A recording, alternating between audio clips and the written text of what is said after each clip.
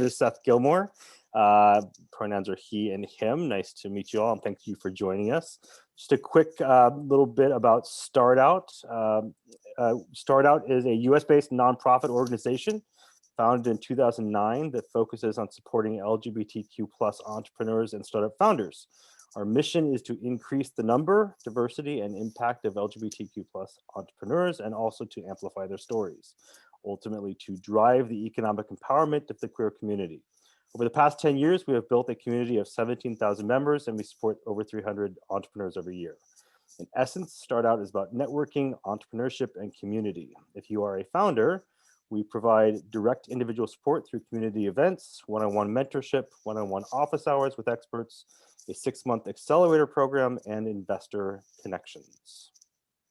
So a bit on just Zoom logistics. Did I skip our, sorry, did I skip our, well, these are our valued sponsors.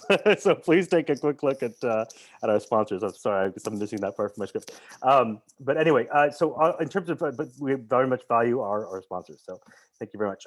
In terms of logistics, please use the Q&A function to submit any questions. We'll take a few as we're going through, but probably most of them toward the end. But Bill will be, who's there in the Q&A room, will be sort of moderating those and sending me over ones as we go. Startup will be managing the chat today, and please feel free to introduce yourselves and chat with your fellow attendees. All panelist specific questions should be submitted though through the Q&A. So, okay, so our panelists today will be speaking about outsourcing strategies, particularly aimed at kind of first-time entrepreneurs. So I'm going to kind of hand it off to my panelists now to introduce themselves, and we'll just go from left to right here, starting with Amber from Fiverr. Hi, everybody. My name is Amber Siggins. My pronouns are she and her. I am a business success manager with Fiverr. And in case you didn't know who Fiverr was, Fiverr is a platform that connects businesses of all sizes with skilled freelancers offering digital services in more than 400 categories across 8 verticals. We're really excited to be here today and looking forward to chatting with everybody. Thanks. Kelly? Hi, I'm Kelly McDonald. I'm the CEO and co-founder of Kindu. My pronouns are she and her and hers. And Kindu is the predictive platform for social commerce, and we help brands of all sizes find vetted influencers to help promote their products. And Arpit? Hi everyone, my name is Arpit Bhutani. I work at KiwiTech. KiwiTech is an organization that offers, technical development services and also helps startups with funding. We consider ourselves an ecosystem for startups. I work as a senior manager for project management and testing here, and it's great to be here. Looking forward to a good conversation. All right, cool. Thanks everybody, and welcome, and thanks for serving as panelists for us. So the way I'm going to kind of do this is we have a sort of bunch of questions that I'm going to primarily kind of direct Kelly initially, and then we'll open it up for Amber and or Arpit to kind of add their perspective on anything that Kelly has to say, but kind of the idea is keeping it on the entrepreneur who has done a lot of outsourcing herself. So why don't you go ahead and start, Kelly, in terms of just talking kind of generally about what your outsourcing experience has been up to this point, and then maybe just including a little bit of which platforms you've actually used.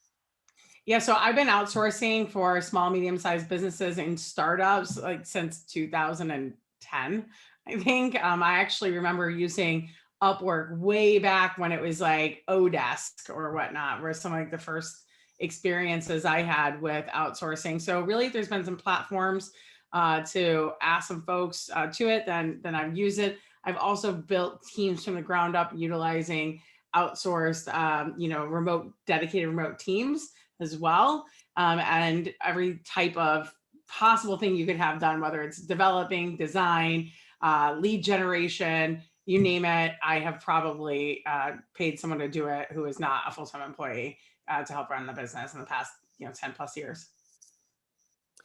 Great. And so why don't you just talk, and then we'll put this to Amber and Arpa too. So why outsource? Just as a general sort of idea, like why not do it all yourself? Don't you have enough time? Well, that's, I think, exactly the reason, right? Like, not any one person can ever create a successful scaled business, right? I mean, you can maybe have a small operation that you're doing, yourself, but if you want to create scalability, anything that is repeatable should not probably be being done by you, as you kind of move along. And there's a lot of processes or unique skill sets that you just don't have. Like, I'm not a coder. I can't build my site as much as I wish I had the time and had already learned that in my previous life. I hadn't. So, utilizing platforms like developers I found through Fiverr to help me build the first version of Kindu, was really beneficial to me, because he turned around in 2 weeks. Like, how long would it take me to learn just even HTML, CSS, and have some basic version? I had a fully functional site from the person that I hired through them. So I think that's one, those are two reasons. And then the other thing is budget.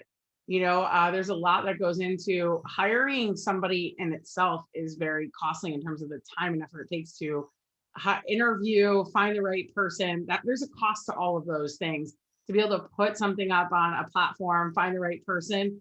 Often on places on these platforms, you can find somebody tonight who can be started on your project by the morning or while you're sleeping, depending on where you hire them. And so someone could be working on your project 24 hours a day if you think about it that way. Yeah, cool. Thanks.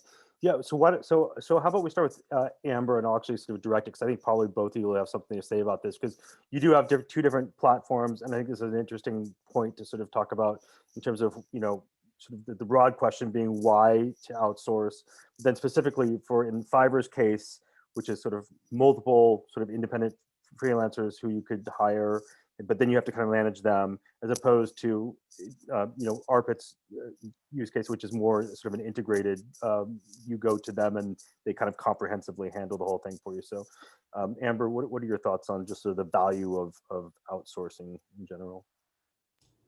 Yeah, I totally agree with Kelly. Like she said, especially if you're starting out, you don't have all this knowledge to, run every part of your business. But even just looking at this past year, right, you look at bigger companies right now, people have had to scale down some of their costs, maybe eliminate some of their departments. It can be with any company of any size, whether it's a small startup or a bigger company, right? And maybe now you can outsource some of these things that you unfortunately had to let people go to do. So I think the opportunity there is just from a very small project that you just don't have time for, and it's just kind of maybe grunt work, to, like Kelly said, like building out an entire website for your company. So I think the opportunities are just endless. So really just explore it and everything that you need, and you should be able to find some help. And Arpit, what are your thoughts on sort of the more integrated approach that you guys offer? Right. I believe that, Kelly very rightly covered it, and I agree with Amber as well. So, see, there are many areas and facets to when you're starting out and launching with your project, when your product, and you have, and budget is, of course, like probably one of the first reasons for you to probably think of outsourcing. Launching with an MVP in the market, something to validate your idea before you scale it, is very, very important. The lower the cost you have for that, the better you do. Like Kelly would know much better, but you have certain budget that you'd want to assign for technology, certain for marketing, and you can't be an expert in all domains. UI UX is so important, and you can have a great software, but if it doesn't look right, if the user experience isn't great, so there could be, again, it depends on the budget, the complexity, your funds that you have to invest. But you could be using experts of certain domains. It could be different organizations altogether. It could be something like Fiverr, where you're picking up individuals as freelancers, and or an integrated setup as Kiwi Tech, where you come to us with a business problem, and we have different departments, different experts that can pitch in. And again, like we are in a way working with remote teams as well. So we have our own team for development, but UI UX, maybe we're working with somebody else, or somebody else is doing development and we're just doing the testing part. So it really depends on where you are, at what stage you are, especially in your startup. At ground zero, something what your MVP one is something that you start with a UI UX, and that's Fiverr is an amazing platform for that. We do design only projects too. So it depends, but overall I agree that outsourcing, it could be the key for your low budget but still high quality entry of your product entry into the market. Great. Yeah, thank you. And yeah, I just have to say from personal experience, I mean, I think it's pretty clear when someone tries to do everything themselves. Yeah. I think we've all used that website before, right? So that's not a good idea either. Cool. All right. So let's say we've decided that we're going to outsource. We all agree that's a good idea at some stage of the game, whether it's right off the bat or sort of like further into it. So Callie, so once you've decided that, how do you go about the process of actually finding a freelancer? One, sort of maybe choosing a platform, and then two, more importantly, sort of like, okay, on Fiverr you have 50 possible people to do your logo or something like that, whatever. What is the process of vetting and sort of best practices that you would recommend? Yeah, so I think the first and foremost with like which platforms to use, I think as Arpit has really said, and Fiverr and Amber, right? Between the two of them, these are very different platforms in terms of like why you would use these two platforms. So first and foremost, like understanding what it is that you really need someone to do, and then what the strengths of each platform are. So like for me, in my opinion, Fiverr is really great to find somebody who can, quickly do some type of work and turn it around fast, but not projects that need like intense supervision, or that I'm going to, and there are different parts of Fiverr. I know, and Amber, you could speak to those because I know you guys have other ones, but the ones I'm using it for generally, like I need someone to scrape a bunch of emails off of, 500 websites that I have a list for, and I want someone to go do that, right? Or I hired somebody to help me build out a workflow of the different funnels of emails that I wanted to be done, just write those up. So stuff that I think that could be pretty done by a lot of different folks out there, but it's like, if I give you pretty finite instructions, you can follow them quickly. And then I've also used them for market research, right? So there's a lot of people who have access to these 10, 15, $20,000 reports out there, who then sell their services elsewhere to cobble them together and give you just the slices and the pieces that you want. And so instead of paying, $5,000 for a report on market research, I can pay $50 to somebody who has access to this, who can put just what I need together and give it back to me. So those are all things I've used for that. Editing, logo design, are all things I've done on Fiverr. I've really well and had great experiences. For Upwork, I'm using them more of like finding like a designer who's going to help me with my pitch deck. One of the things for me that is really important in that case is that someone who's like US based, local, that has been like vetted. And I like that Upwork actually gets on the phone and makes sure that the person is the person. I'm going to be sending my company's financial information to this person, and I want to have, a stronger relationship in the same time zone. And it's going to be much more like an interview process. So for those cases, I'm actually, putting up a job posting, people are responding. Whereas I find with Fiverr, I'm much more proactive. Like, I like your profile. Will you come and work with me? Right. On Upwork, it's like, let's meet, let me vet 10 of them. Maybe some other people might participate in that selection process. And other things I've done with Upwork is like, in the past, we gave all of our Salesforce data to a woman to then clean it up for us, right? So again, like really much more confidential information, but it's also a lot more costly, the projects that I've done there. Excuse me. And then I've worked with like people per hour.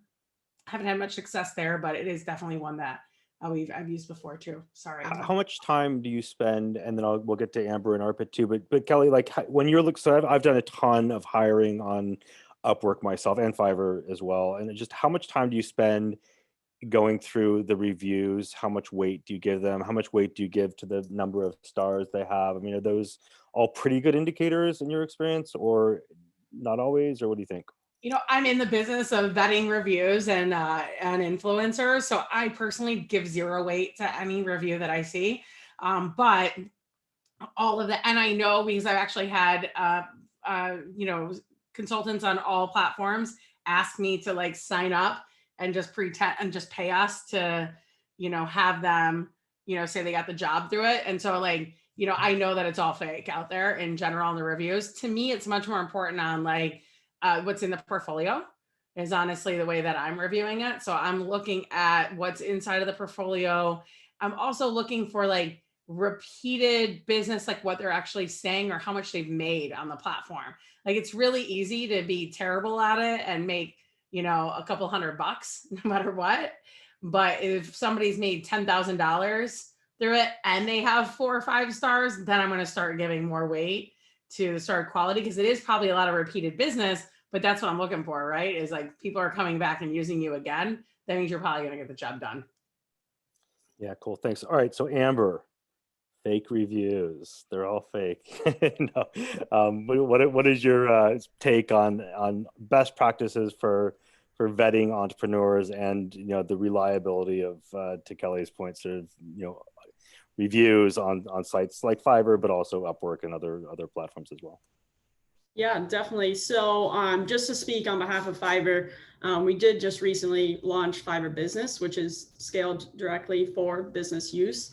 So with that, we already filter out anyone that's below a 4.7 out of 5 rating. They don't even show up on the Fiverr Business platform. So you kind of know if you're on this platform that you're getting a certain level of quality that's different than our usual site. So if you want more information about that, feel free to reach out after or whatnot. With us too, we also have a business success managers like myself will actually help you find the right freelancer, especially if it's your first couple of times, putting in an order. Definitely, it helps to have that assistance. But in terms of best practices, this goes across any service you are using. I'd say there's 3 main things. I'd say do your research, understand what success looks like for you with that project. So learn more about what you should expect and how to communicate that with that freelancer.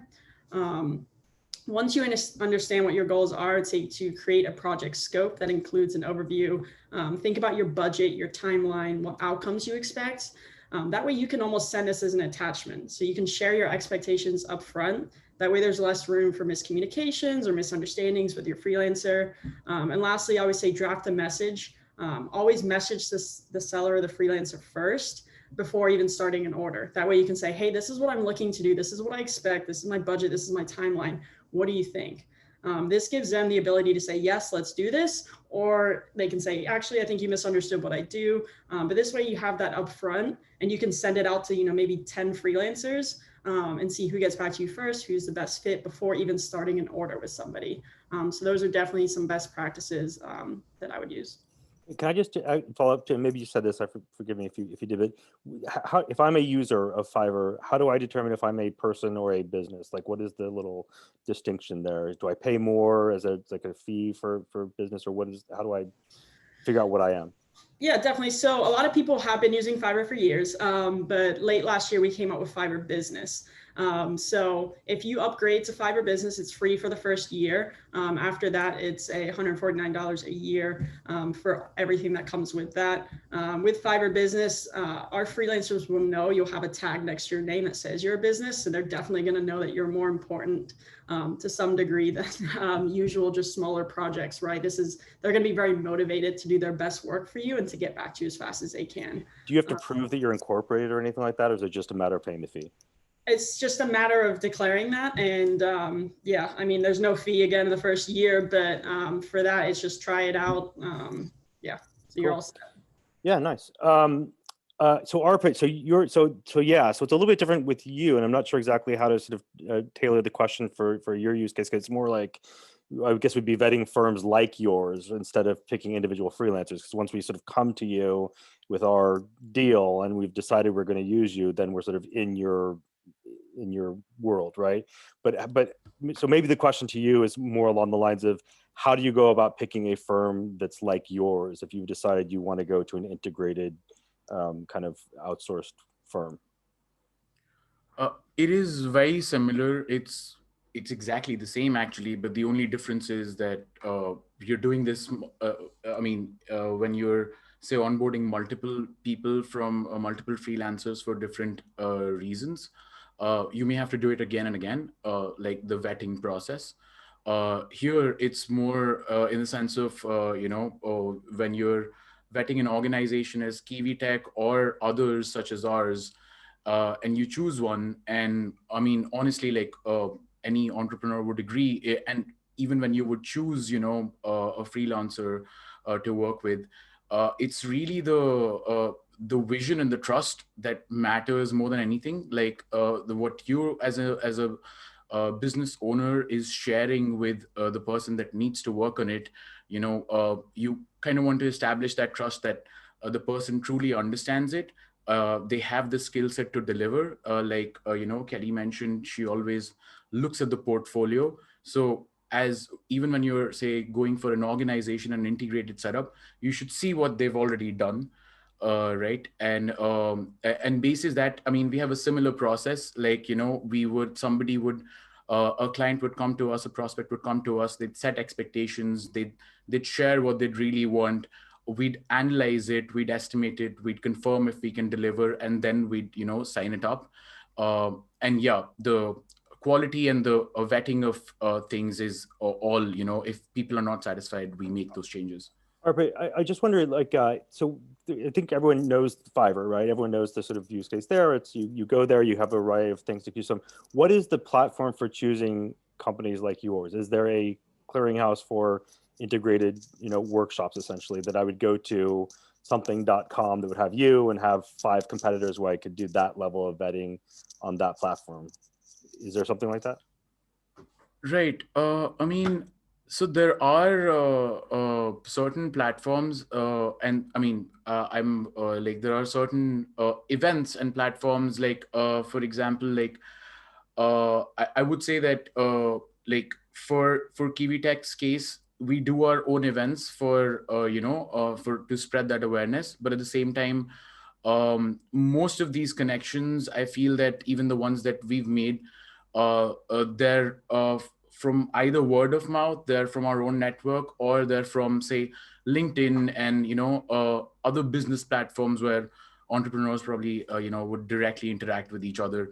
I am not aware of a dedicated platform that probably would list all companies such as ours. Sure, that makes sense. And I'll just throw in one thing kind of relevant, I guess. But I know that at least on Upwork, I mean, and maybe actually, Amber, this is kind of a question for you too. There are a lot of companies on Upwork where you sort of go into it and they have their little ad and they respond to it, or whatever, and very, very quickly you find out that the whole idea of their being on Upwork is for them to gently say, and actually this leads into another kind of question, is sort of going off platform to some extent. I'll skip ahead for a moment. Is to gently say, hey, glad you found us on Upwork. And by the way, here's where we are on the web. Why don't you contact us over there? It's a pretty quick little hop. I would just say for that. So I didn't mean to bring this up quite yet because I kind of wanted to get back to something else, but why don't we just jump into it since I already segued into going off platform. Do you do it? At what time do you do it? And Kelly, why don't you speak to that? And then we'll get back to our original sort of questions. Yeah, no, I don't take them off platform. I mean, rarely. I think as I mentioned, like 10 plus years that I've been doing this, there's only one time that I can think of. And that was because the freelancer told me she was leaving the site and, was no longer going to be on it. But other than that, no, because I really believe in the payment protections in itself. And I think it's like so important to have somebody there. Like, I want to know that if I'm not getting whatever was agreed upon, that my money is safe. And that also there's just like, you can have the NDAs signed. There's a lot of opportunities of having that platform, and the platform is tied to it, because no matter what, the threat of having a bad score, like I'm probably would never actually give someone a 1 star, but the idea that it's possible, is out there for that freelancer, which they don't want that to happen. So they're going to do whatever it takes to kind of make it right with you and figure it out. There's been very few times where I've said, this isn't going to work out. Let's just cut, our losses and move on and find somebody else in my day on any of the platforms. And usually, like Amber said before, I feel like in the end, like I didn't do a good job communicating my need, or whatever it was I needed was actually like when I got back wasn't really what was going to be helpful. Right. So I think in the end, just keep them on platform, leverage those protections. You're crazy to take them off platform. Amber, do you have anything to say on the topic? Oh, yes, I do. Yeah, like Kelly mentioned, it's never a great idea. The fact that you're doing it on a platform like Fiverr, think of it as we're here for you. We're policing the whole system for you.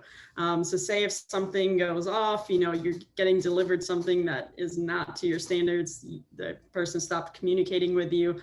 We're here to back that up. We're going to refund you. We're going to look through the whole case. The reason why we want it all on platform, every little chatter, everything, every delivery, that way we can go back and go through it and vet it and see if things violated our terms of service. Like we have all this set up so you don't have to worry about that. I mean, it's essentially like, hey, do I want to buy something off Craigslist and just hope it looks like, what I wanted? Or am I going to, shop on Amazon or something? Terrible analogy, but you kind of get it that we're here to kind of help cover you and make sure that everything goes the way you expect.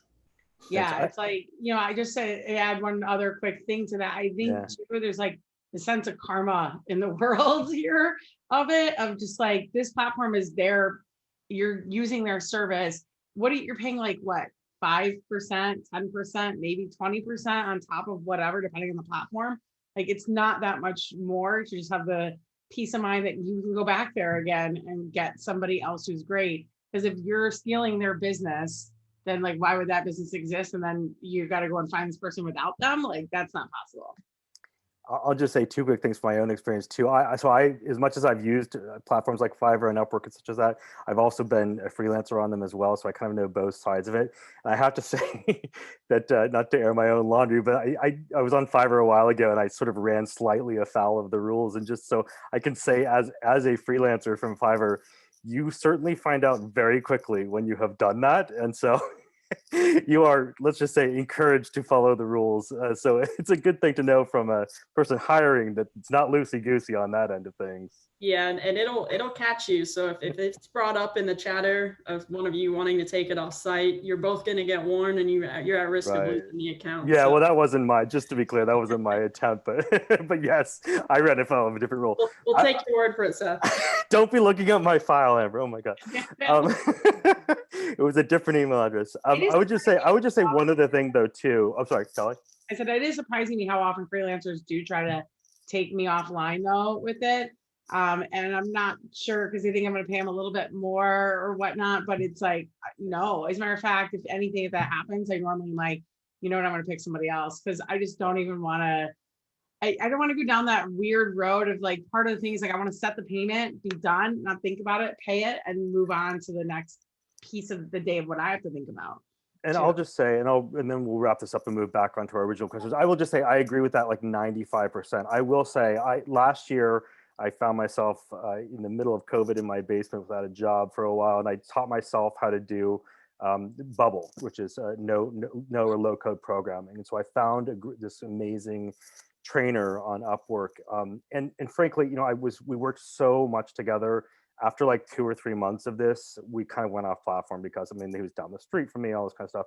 That worked out, but that is literally the only time I've ever done it. In that case, it made a lot of sense, but that was a very sort of unique use case. So generally speaking, I completely agree with you guys. And again, my designer, I've taken her off platform, but she's literally been working on decks for me for more than like 2 years now at this point. Right. I've referred her more than like 50 deals from people that I've worked with. Yeah. And it's like, if I could convince her to come full-time or afford to have her full-time, I would. So I feel like that one's a little bit different, but everything else, like, no. Yeah, totally agree. Okay, so Kelly, let's get back to sort of my stream here. So you've decided to outsource, you have vetted it freelancers, you're happy with them. You get down to negotiating rate. And I know this is slightly different on Upwork, and there are bids and stuff like that. But how do you think about negotiating rates? How much to actually pay people once you've agreed to work with them? I kind of think about it a little bit, like I said earlier, is you got to think about the platform and where you're expecting people to work at, and like what's going to be standard there, and then what the output is you're expecting. If you are expecting, like A+ paper or something, right? It would be cost more money than a C+ paper if you think about it, like in terms of grades, right? And so I think a little bit in terms of how difficult is the project, what's my budget, and what can I get it for? And so, for example, I'm not going to pay somebody on any platform $50 an hour to do LinkedIn lead generation. That would be ludicrous, right? There are people who probably would quote that back to you if you put it out there. So I think like having a good idea of like what is the standard market rates, what's the hourly wage where people are going to be working and getting the income that you're hiring from. But I generally post almost everything as a fixed rate. And I go from there. And when they come back to it, it's usually like I have 25 offers that are at the rate that I put. So no, I'm not going to pay more. There are very few instances where I've ever gone above what I originally posted as the rate. And then as Amber mentioned on Fiverr, and other platforms where possible, reach out first, right? I would never just hire somebody. It's like, I'm going to reach out, tell them what I'm looking for, tell them what my budget is, and like, can we get it done for this? Or on Fiverr, I know you have like the 3 packages. It's a limited amount of information that they can put in. If you can give them so much more info on what you're looking to do and say like, I want your premium package, but I actually, the only pieces of it I need are this, like, and I'm a startup, like, can you help me out? They'll be like, yeah, I can get it done, but I can't get it done till next Tuesday then. Okay, cool, whatever, right? And being flexible with what you need to would be my advice around that. Can I just ask real quick, and then we'll move on to Amber? Just in that kind of process, and this is partially just finding them as well. On something like Upwork, I think in particular, I kind of forget how it works on Fiverr, but how long if you post something and say, this is my fixed rate for this job, how long do you let that soak before you either start interviewing or hire somebody? Like my own use case right now, hours, not days. I'm not playing around with this stuff. Like when I am posting something, like usually I'm going to try to write a really great post and make sure that it's there. On Fiverr, one of the things I love about Fiverr is it says who's online. And so I filter by who's online, and I'm pinging people who can respond to me now. Like if you can't respond to me now, you're probably not, I'm definitely not going to get you. And then with Upwork, when I post it, you're probably only going to ever see results because I'll leave things open for days. But because there's multiple jobs that I hire like 5 or 6 people. Like I just did a voiceover right now. We hired 10 voiceover actors, but I didn't really see new submissions after day 3. So it's like, but in the first hour, I got 48. Like that's plenty, and then just like go through, start listening to the ones I wanted. If I liked them, I was like, hey, let me send you this. Can you read this one sentence so I can hear, because there were really difficult words that we were having them say, how you'll do it. And then like hire them. And like, I also like to clump things together. So in that case, instead of hiring for the 10, I actually had like 25 scripts, right? And I was just like, listen, I can give you 2 separate jobs. And that, because a lot of times they're like, yeah, I want them more jobs because they want to show that they've done a lot of work, right? And I'll give you 2 reviews then. And then I'm going to also shave $10 off of the total of whatever that original fixed was for one job, times by 2 minus $10 and save myself a little bit of money, but give them the volume of the deals. And so that's, some of the key ways too that I work that. Move quick. So Amber, just sort of general about negotiating, but I also just curiosity about sort of Fiverr. So I mean, for a long time, there's probably a lot of people maybe who haven't used Fiverr. You just think you can pay $5 and you get these people to do extraordinary things. And I know that's and kind of what Kelly had mentioned. There are the 3 buckets, right? And I've even done this when I posted my own thing. So just talk about negotiating rates with freelancers, sort of best practices there, and then specifically to Fiverr, sort of how that works in terms of like, what do you get for $5, and then how does that escalation, how does that work? Yeah, definitely. So yeah, Fiverr Works a little bit different. Instead of being a platform where you're searching, you're kind of putting a project out there and letting people bid.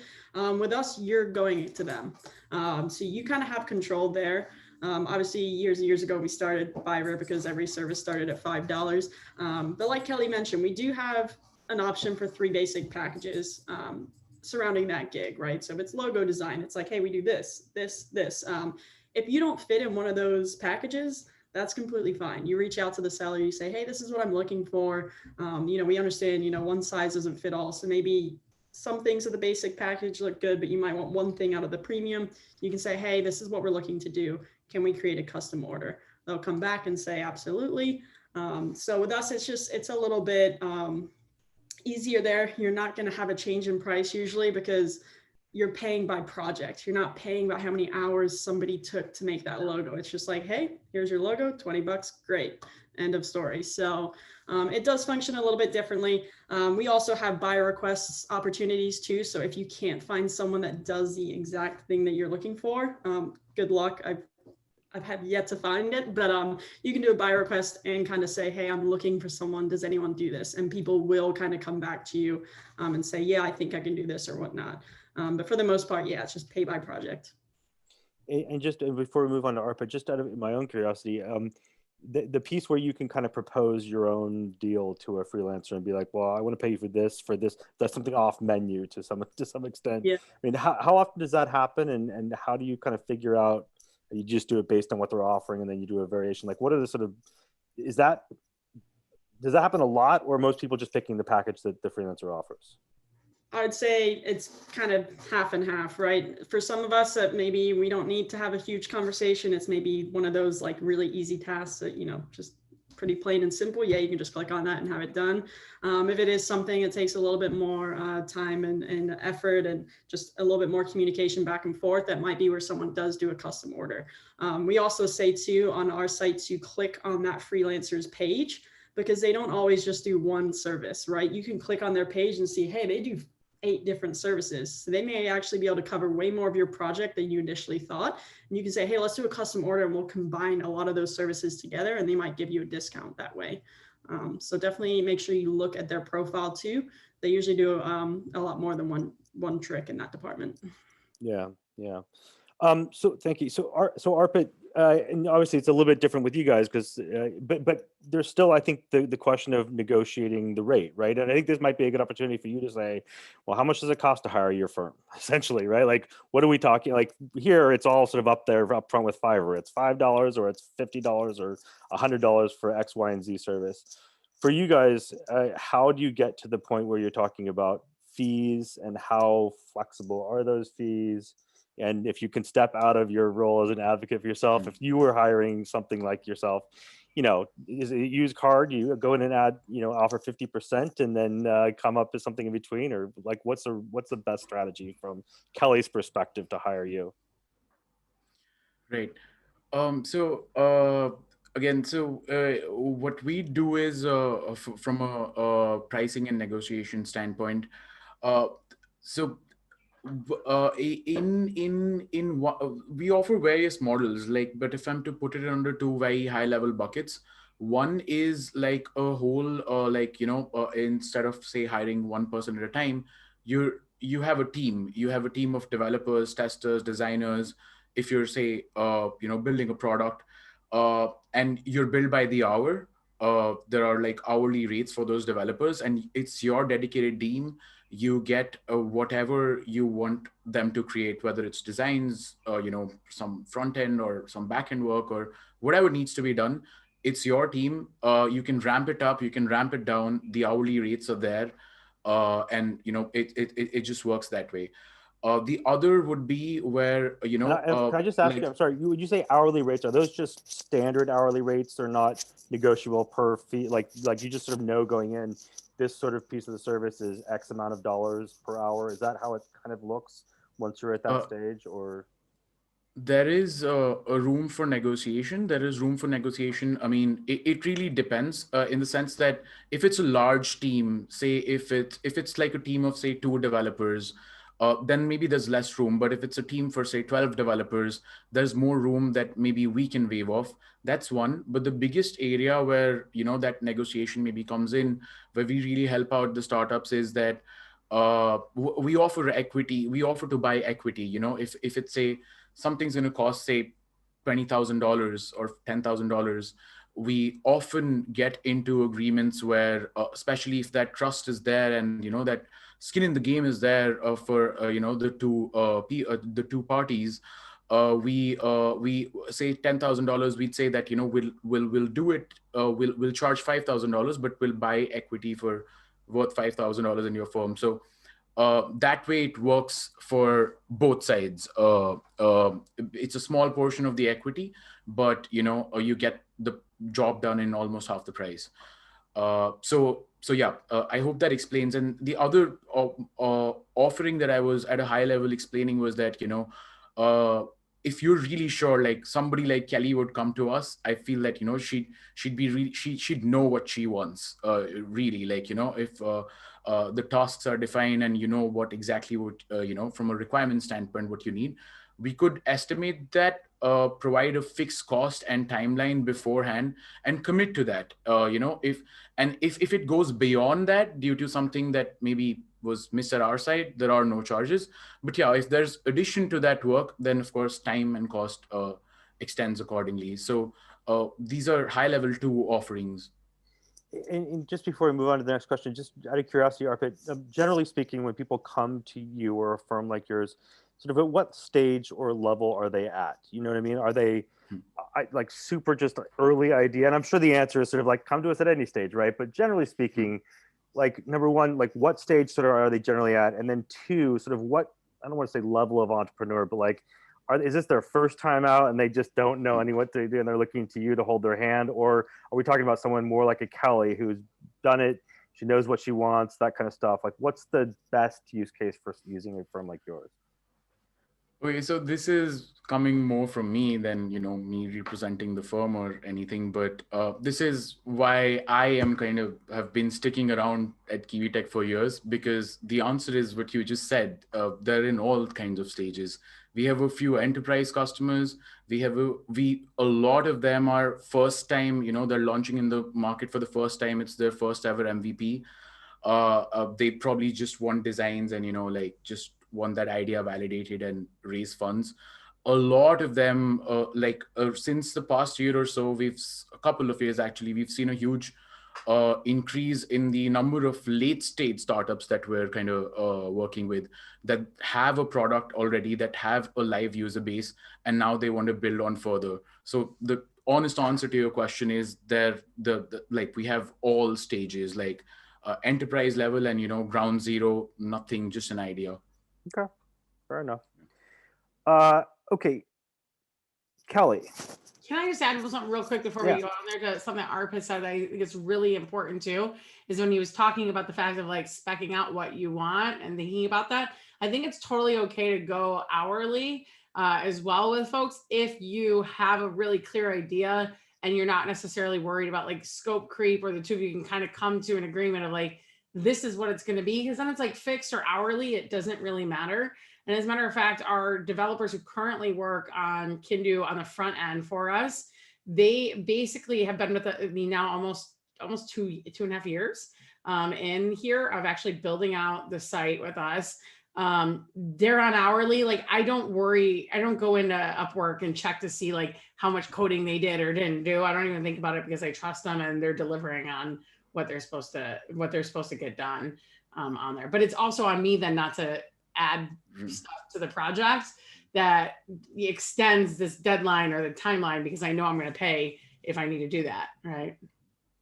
I agree with you 100%, Kelly. Like, I think the important thing is to know what you want more than anything. And if you're sure that the team that you're working with can deliver, then it doesn't really matter. The fixed cost, the fixed timeline and cost that I was talking about, that is more often the case when, like our first time clients, once they're probably settled in, they probably opt for that because, that trust is established. Mm-hmm. Yeah, and I just brings up from my own personal experiences too. I would just say, the whole like figuring out for the first time a freelancer and you're kind of sketchy and they don't do something just right. You think, oh my God, I'm gonna get screwed in this sort of thing.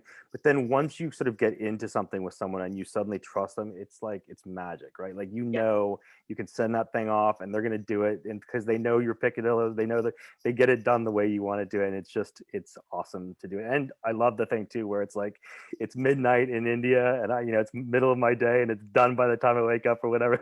That is an awesome experience. So, okay, uh, Kelly. So you've hired freelancers. You've uh, decided not to take them off platform. How do you decide? Just sort of more. I think actually this maybe was an earlier question I should have asked, but generally speaking, how do you decide what to outsource and what not to outsource? Like, what? How do you? Where's the division in your mind? You know, Well, in so I terms can of speak directly about like our platform itself, right? The development piece, our front end, things that are not necessarily proprietary and going to be completely public to anyone who can go to kindu.com and look at it. That stuff is mainly going to be done by the outsource team, right? There's no worries about that. With things that are more around like our IP, our data architecture, stuff that you really need to be in the day-to-day of the business for us to quickly be iterating and working closely on. That's done by our internal development people, which currently is 6 people, right? And so that's like one division there of like proprietary information to public facing, like whatever I think is easy. The second thing is like things that are like really repeatable, which I think someone called earlier grunt work, right? Like if it's grunt work and you can outsource it for really inexpensively, like absolutely do it. Virtual assistant type of tasks too can be outsourced really easily. But things that are going to require, a lot of time, if you're going to have 3 or 4 meetings about it, then it should hopefully maybe be, if your team can afford that, of course, too, internal. And if you can't, then like, maybe a more long-term, someone you're going to be able to build a long-term established relationship with from an external. But I think if it's like, if I can have one meeting and you don't need to speak to me until it's done, that should be outsourced. Like, I don't even know why you would hire someone to do that internally ever on some case. As I scale my business, that's how we'll continue to think of it. Yeah, totally. That makes sense. And Amber, sort of general thoughts on what you think are good ideas to outsource, what not to outsource. But I think also would be interesting for a little view into Fiverr. What are the most typical sort of use cases for, say, a startup entrepreneur in terms of what you see the most of that they're sort of outsourcing to Fiverr freelancers versus stuff that, granted, again, probably you could outsource everything, right? But realistically speaking, what do you see sort of, not a lot of for the startups are working on? Yeah, definitely. And obviously, I will say outsource everything, but just to be cliche. But one thing, real quick, noting something that Kelly mentioned, if it is something that it's very confidential information, it's something that we always tell our buyers to do is you can send an NDA over to that seller before they do a project. So don't let that scare you away. Obviously, there are a lot of parts of your business that can be highly confidential. Just know that we have your back covered there as well. But going back to something that you asked, I would say the most common requests that we see are coming through on certain verticals here on Fiverr. It's usually programming and tech. Graphic and design is huge. Digital marketing is really coming up as well. And usual first-time projects we see are logo design and then like website design and website creation. So those seem to be some of the hot spots for us. And we just continue to grow. So it's crazy some of the stuff we offer, but that is kind of our main bread and butter, if you will. Okay. Also, Just add to like the privacy thing is that I think Paul Graham has this great thing of like businesses don't implode because of competition. Like you implode because you don't iterate fast enough yourself, because you don't take action, the internal politics, all of the other reasons. So like being worried, I've had a lot of people say to me in the past, like, well, I'm worried to give it to a freelancer because what if they steal my idea? Like nobody's trying to steal your idea. They're out there trying to develop as many sites as they possibly can. They don't care about what your business is and are going to go run off with it. So and especially when you sign the NDA and all of those other things that you can do to protect yourself, I'd worry more about just like getting how fast can it get done well, right? just on that topic too, just to kind of follow up on that, and I may be wrong. I had thought that at least on Upwork, there's sort of an implied or somewhere in the terms of agreement NDA. Is that not the case with Fiverr? Is that not an automatic confidentiality kind of clause, or is that something you have to deliberately sort of put out if you really need to get an NDA? Yeah, I mean, part of our terms of service is like everything that they produce for you is, you know, copywritten. It's your property. But we're just saying sometimes if someone's like, hey, can you like sort out this, pull this data from this Excel file, and it's coming from a healthcare company that has, you know, very personal information. A lot of them are just like, hey, what do we do with NDAs? And it's like, no, go ahead and send that over to them before you start. That's completely fine. Our sellers and freelancers are used to seeing that, especially if you're coming from a business account, they almost expect it. But yeah, it's just kind of covering, it's doing that extra step maybe just to make sure that you're covered at the end of the day. Yeah, cool. So Arpit, you know, in terms of you guys, what you know, what would you say in terms of, you know, do people come to you and sort of looking for the more comprehensive thing, or is it a la carte? Like, do I pick and choose? I want this, I want that, in terms of the things I want to assign to your team versus the things I'll keep in house, and then also kind of just most typically, what are people doing? Are they just handing the whole tech piece of their thing over to you, or what's the common practice?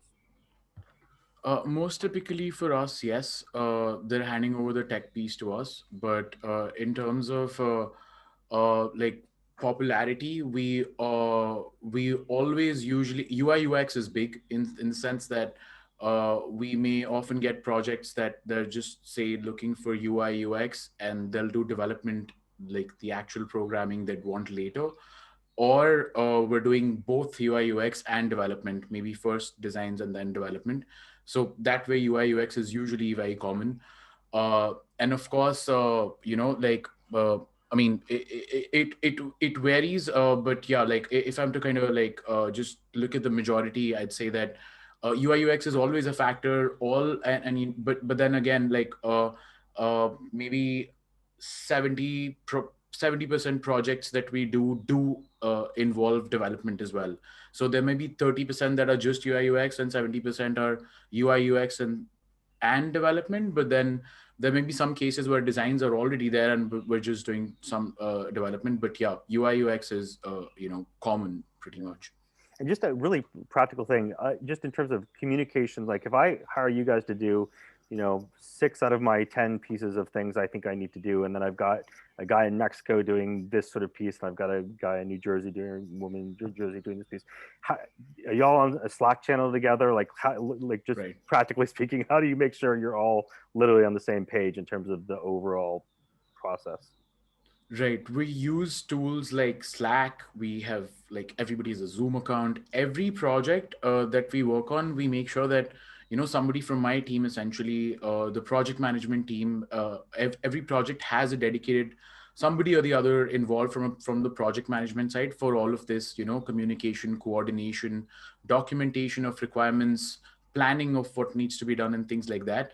Whether we're the only company involved, or even if it's us and a few others, that person kind of, from our side at least, coordinates things with everybody. It could be over Slack, or we have Basecamp as well. We have, you know, we use the Google Suite fully. So yeah. Okay, cool. But the entrepreneur acts as the project manager essentially, or do you manage who manages the project if you have multiple things going on? Right. No. So the project manager and the tech lead, well, I mean, every project that we'd have would, especially for development, would always have a project manager and a tech lead, you Your know, team, people yeah. involved. Yeah. So all operational things are managed by the project manager, or technical things are managed by the technical lead. There are, of course, other layers that there's always a project head, there are testers and all of those things. So the owners of the product are essentially the clients, in the sense that it's their idea, and all the final call is theirs. They are there to give the final approval on deliveries and requirements and all of those things. But the management is that onus is on project manager and technical lead. Great. Getting ready to wrap up my sort of stream of questions here. I'll just say to folks who are in the audience, and I think we've kept kind of a nice group here, which is encouraging. we're going to kind of wrap up this last question or two, and then open it up to Q&A. So if you've got sort of questions, and sorry to not have done a great job at sort of checking these as we go through, but please pop them into the Q&A, and we'll then sort of turn to those, and then we'll wrap up the session.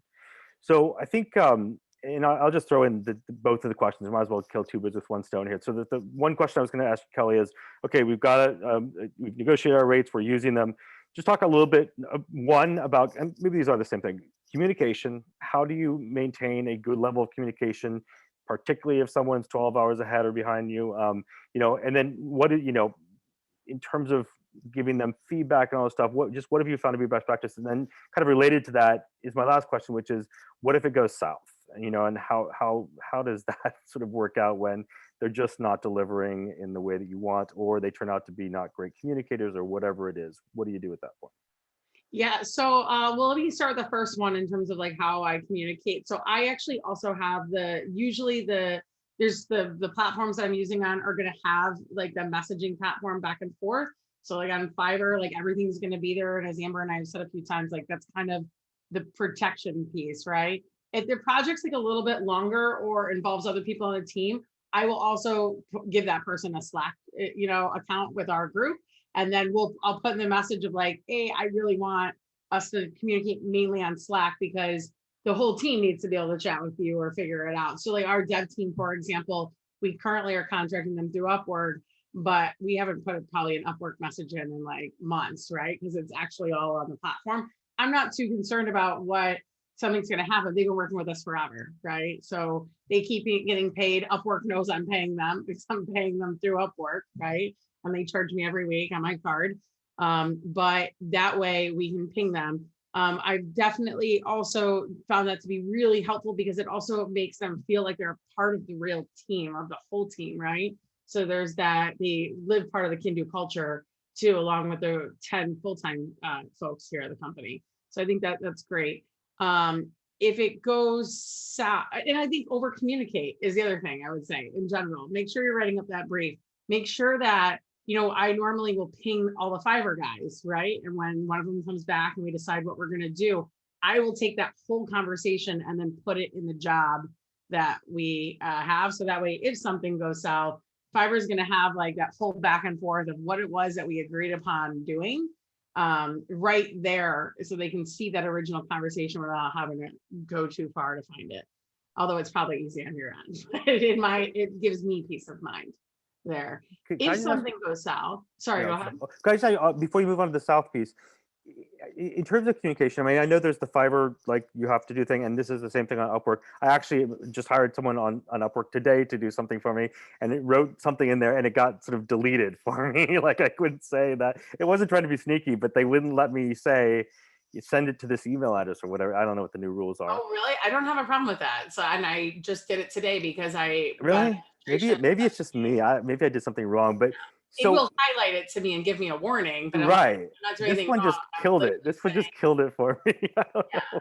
Maybe well, in this case, it was Upwork. I couldn't get the thing downloaded, so I was like, well, Upwork, this is your problem. I need them to send it to me. I can't wait. But are you love that plug, Amber? are you primarily using the platform's communication tool, or are you switching over to email, Slack, whatever, G chat? Only if you've probably done 3 or 4 projects with me and you're going to do a long-term project where the other team members are going to be involved, or you're going to be in the Slack.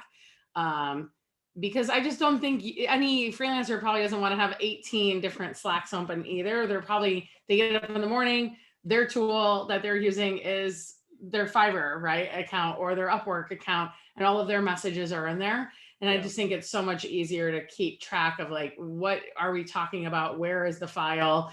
And I have files that, I started the company in 2018 that I still go back and I'm like, oh, I need that real quick. I got it from that Upwork guy. Let me go and grab that, bring it on over. And I know exactly where to go get it, or the Fiverr. I actually just pulled up the first thing I ever had scraped of all of the emails that we got of like a bunch of business leads for LinkedIn, that I was like, oh, got a new biz dev guy. Here's a bunch of leads I've never actually gone through, but they're great. Go after them. And that was like from like 2020 early 2020 that I got those from Yeah, Fiverr. that archive function is a really good point. It's Okay, really sorry, I cut you off when you were about to talk about what happens when it goes south. Yeah, so I think going south can be a number of reasons. Like, so for example, I just had a video edited, and I had met with the guy. I'd seen his work, looked at his portfolio, looked at their YouTube channel. It all looked legit. But when it came, it was like, no. So then I met with him and I retold him what I wanted, and we went through a couple examples, and it came back and it was like, no, again. And my brother said to me, like, listen, this has already spent too much time. This is a project him and I are working on together. And he said, this is already too much time that you've spent on this for yourself and for me. Like, let's just cut it loose. So in the end, what I did is I just paid the guy out because he did the work, in the end, it just wasn't going to get there. And I'm sure he was more than willing to continue to iterate, but I was also not willing to continue to iterate. So parted ways, gave him still a glowing review of like, thank you for being timely. I think this is people's livelihood. You have to be respectful of what they're doing. So I focused on what was good and gave him a good rating and then moved on with my day and hired somebody else. Right. I have only ever had one instance where I had to run it up the flagpole. It was actually through Fiverr. The logo just wouldn't open and I just couldn't get them to respond. But I followed the process, asked Fiverr to solve it for me, and they sent me my money back, and they actually were able to get the logo to open up. So I got both the refund and the piece of work in the end in that case. But I don't know, the guy just disappeared. So I don't know, things happen, right? Maybe got hit by a bus. I don't have any idea. But Fiverr solved it just like, we would expect them with the payment protections to do so. Yeah, and Amber, can you talk about when things go wrong? And Kelly mentioned a little bit of kind of how a platform steps in, obviously, to sort of do the right thing, but maybe some I don't know if you got a story or anything that you want to share, but think not everything's going to go well with every interaction, and so how does a person who's trying to be careful with their money sort of think about that and make sure they're protected? Yeah, definitely. So I don't see it too much on like Fiverr Business anymore since we have those pre-vetted freelancers. But if anything isn't going the right way and you've tried to do your best to communicate back and forth with someone and it's still not working out, we do have a customer support team 24 hours a day, 7 days a week. You just chat in with them, say, hey, this is what's going on. This is a situation. Like we said, this is why you keep everything on the platform. That way we can scale through everything, see what the problem was. Again, we're gonna figure it out for you. We're here in your corner. So whether that's a refund, whether that's prompting the freelancer, hey, did you forget about this? Like, what's going on here? You're about to mess up. So we'll take the appropriate action, and if anything goes south in them, like threats or any derogatory language or anything, like they're gone. Like, you're refunded. Don't worry, we have your back. So. Yeah, I have to say, as a former freelancer on Fiverr too, I did appreciate the little nudging, like, hey, be sure you tell your, best practices. They sort of help you be a good, not client, a good provider. Can I just ask you one Fiverr question, and then we'll go to Arpit, and then we'll get to the Q&As. And this is maybe just me, and maybe it's different now. I haven't used it for a while, but the one thing that does confuse me about Fiverr, there are two communication streams. There's sort of like the one, and then there's the job one, and I find this endlessly confusing. Can you fix that, please? So there are a couple different ones. So what I mentioned earlier about how I recommend reaching out to a freelancer before even starting a project, that's going to be your inbox, right? So when you see there's two different notifications, there's an inbox that looks like an envelope. That's just open talk. That's with you and any freelancer, whether you have a project with them or not. I can even talk to you in the inbox too. So you may get a message from us as your business success managers, checking in with you, seeing if everything's okay. Think of that as like your email, right? The little bell, that's like your notification. So think of it as Facebook notifications. This is your communication once you have started an order. Then it creates a separate chat with that freelancer that only pertains to that order. So once that order is complete, once everything, you talk back and forth, no, I don't like that logo, change it to blue, etc.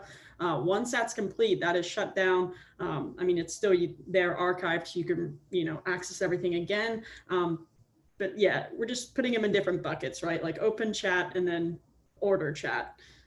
So that's kind of my easiest way to explain it. Will we keep working on it? For sure. I think it's just like a little bit of a UI issue, just to be like very clearly, here are the two types of buckets, but I realize it's complicated. Yeah, at first I just try to say email notifications, right? Yeah. Like just notifications mean you're involved in something, something needs your attention, you're gonna get pinged. Email, talk to whoever you want, figure it out, right? So.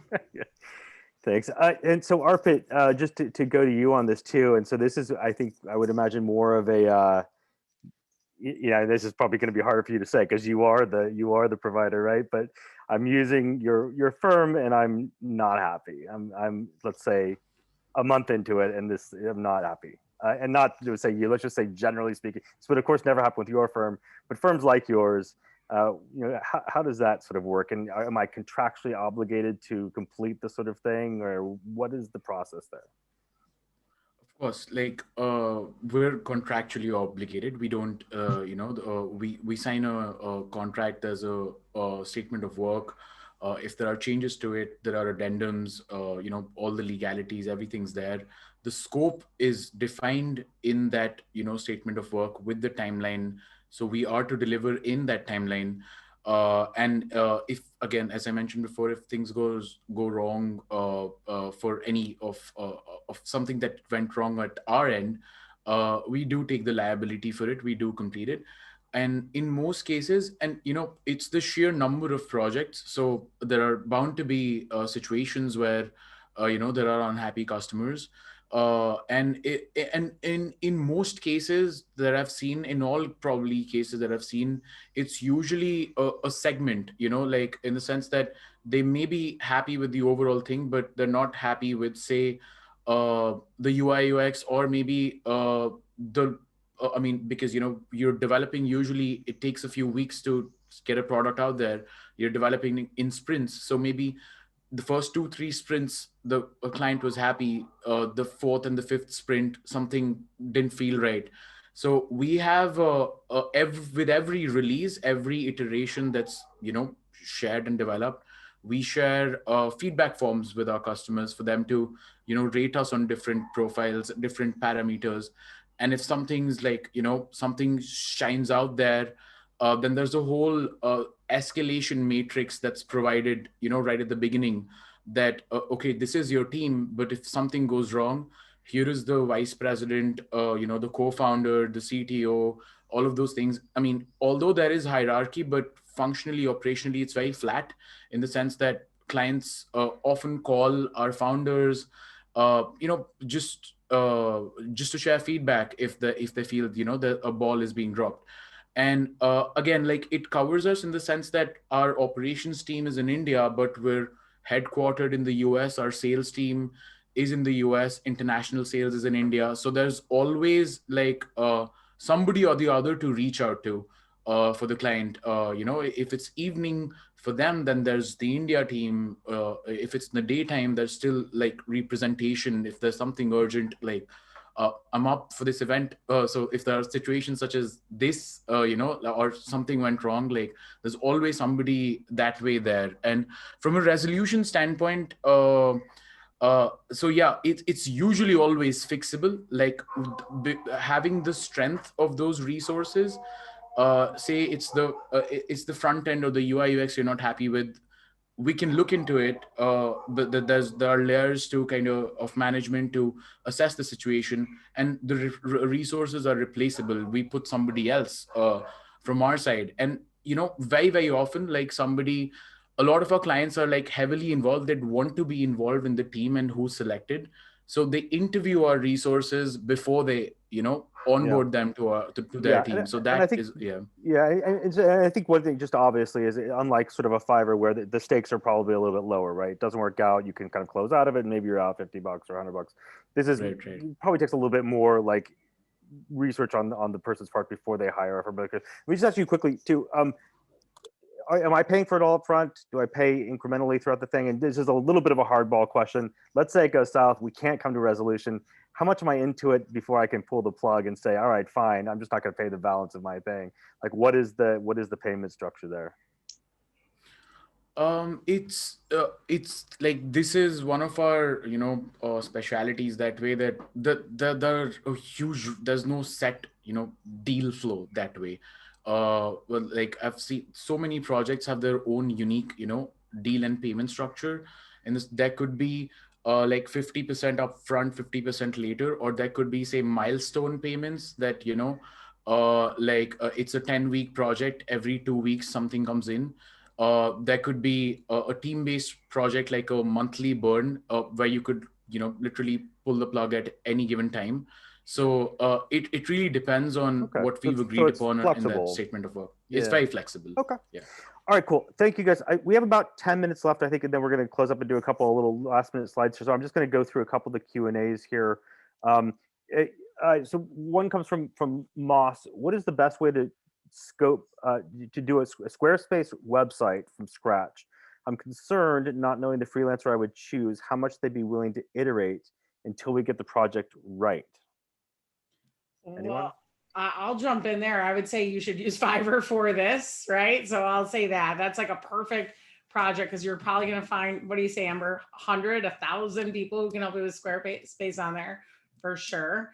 And then I think, like, in my experience, I've never had a freelancer say, I won't be willing to try again, that I've used on one of these platforms. They're always willing to work with you, and it's usually a pretty flexible process. I think you have to be a good citizen too, though, and like really plotting out. So, like, for example, when I did my site, I at least wireframed out like what I wanted, whether that is like literally a crude drawing, or, actually using something like a balsamic or an InDesign to give them something to go from, to make sure that you're not just like, I would like a photography site, right? Like, that's not gonna probably get you what you want the first time around. So being specific is gonna help. Yeah, again, I think, like we've said a few times, going in with your expectations and as much information as you can is always going to help you out. But yeah, I mean, we definitely have people to help for that. And then they can also, a lot of our services, they offer free revisions. So you'll see when you sign up for that project, it'll say, includes 3 revisions. So that way they can present you with something and you say, okay, kind of what I wanted, kind of not. Can we change this? Can we change that? And even if you want to add on more revisions, it's just like, hey, maybe $5 for another revision. So always look for that. That's something they're not going to be like, hey, we expect on the first try to get everything right and capture everything we anticipated. There are revisions available.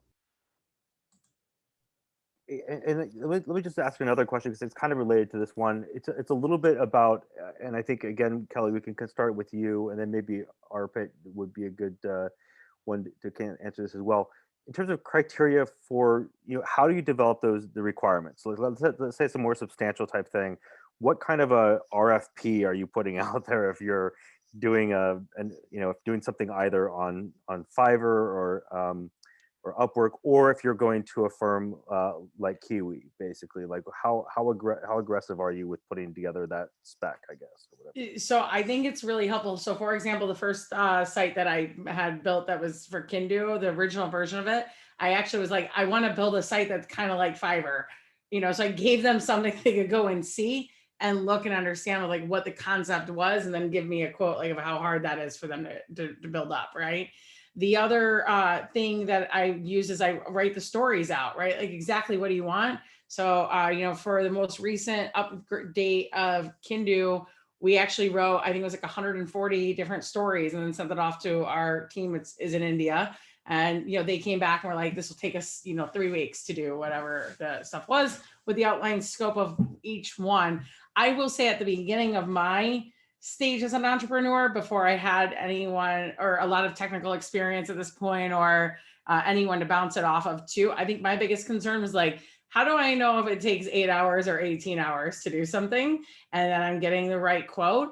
But, to kind of parlay into one of the other questions at the same time and answer this, I found someone here who could look over my stories beforehand too. So, like, one of my advisors is a technical advisor. So I would send him the stories and say, like, is this good enough for what I need? And then as we got this stuff back, we also had them setting us up the files that when I had a CTO finally come in and my co-founder joined, he was basically able to just like take everything over and it would be able to stand it up in a second, right? It was the idea.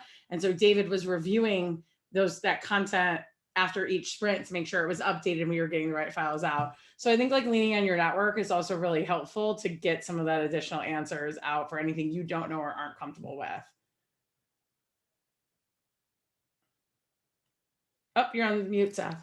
Sorry, God, I hate that. Yeah. Arvit, in terms of best practices, you know, when you have someone like Kelly approach you, or someone not like Kelly, right, where maybe they don't have it together, like what have you seen? You know, I'm sure you've seen an array of things. People come in with the back of a napkin and a couple of chicken scratches on it or whatever. What level of like prepared do they need to come to you with in order to be like super successful at using you? Right. I mean, if we had somebody like Kelly, like things would be like super smooth from that standpoint, because the requirements and what needs to be done, it's a good question, because it's the very foundation of everything. It will really define, you know, how things turn out to be. Another point that I wanted to make from the previous question is that, you know, in the world that we're in today, and the how tech evolves, you know, and I use this example quite often. All the big products that we know, that we can think of, take LinkedIn for example. It The way it is today, it didn't start like this when it first launched. It evolved over time, and I'm pretty sure that, you know, even when it first launched, all the ideas that the founders may have had, you know, during the course of the project, it changed before it even first launched. You know, things evolve when you start, you know, developing them and working on them. And you know, that's how products are made in general. And your requirements and the work that you're supposed to you know, get done will evolve in the course of you know, while you're getting it done as well. And if you as an entrepreneur does something what Kelly does, if you write out the stories yourself, that's just brilliant, because you know, when you're writing and defining those is when you're also thinking and deep diving and getting more clarity. But if it's not somebody like Kelly, then that's where the product owner, the business analyst, somebody from my team comes in. We write all user stories, we create documentation, we create wireframes, user flows, everything, and you know, UI UX screens, everything that can support the requirements, because that's a good place to make mistakes in. You know, a change, a feature change in the requirement stage is going to take just a textual change, but once a product is made, it may be, you know, weeks of work. So that's where a lot of time should be spent in before you actually start working as, you know, any entrepreneur. So you'll essentially meet people kind of where they are, is the kind of idea, which is, I think, Right. encouraging for people to not be too hesitant or needing to have it do it. I think kind of the last thing, this one is an old question, forgive me, Ben, for sort of trying to figure out your, but this is kind of a slightly different type of question than I think either of you guys are sort of offering here, but it's just an interesting thing. And I think, Kelly, maybe you have some experience with this. The question from Ben is along the lines of outsourcing like a chief technology officer, right? So not a project so much as anymore, as like a person, like a whole function of the business. And just sort of, what are your thoughts on that? I mean, well, so like I definitely know people who are doing that. And I, as a solo non-technical founder, you know, that originally was one of the things that I really was thinking through when I was vetting the original team that is building the front end of the current Can Do, because there was definitely some back end work that they were doing for me in the early days too, with like API and some of the data integration stuff too. But you know, the idea for me was like, I needed to find people that I could trust, that I could work with in a project, who eventually at some point I would be able to transition either into a part of the team role or off, depending on what the eventual CTO and co-founder wanted to do. My thought around it was originally that once I hired a full-time CTO or co-founder, that they'd probably come in, like most engineers and CTOs might come in and say, garbage, we need something new, you know, but that's actually not the case with mine. You know, Jin was like, hey, this is actually pretty great. It's doing exactly what we need for the front side. Let's continue to have them manage that, and we'll, you know, build on what we have here, and we'll worry about it later. So I think, you know, it's definitely something that you can do if you're early and you're alone. But I think there's options like what Kiwi Tech is talking about here. They're your CTO. Like everything he is saying is like, that's your tech team right there. And so looking at options as to how they can help you and building like a relationship and a partnership. I mean, it's really no different than bringing in someone else, because these guys are in it with you, especially when you think about the fact that they're going to be in it for equity.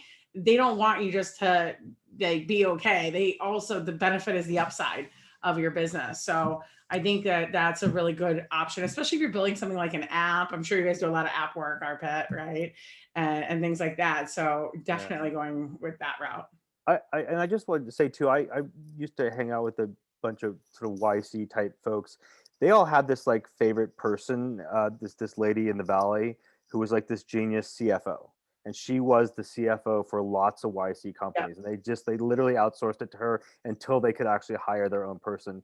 And they all got that through YC. And I'm just wondering if there are platforms designed, we're talking about a great platform in Fiverr, obviously, Upwork type thing.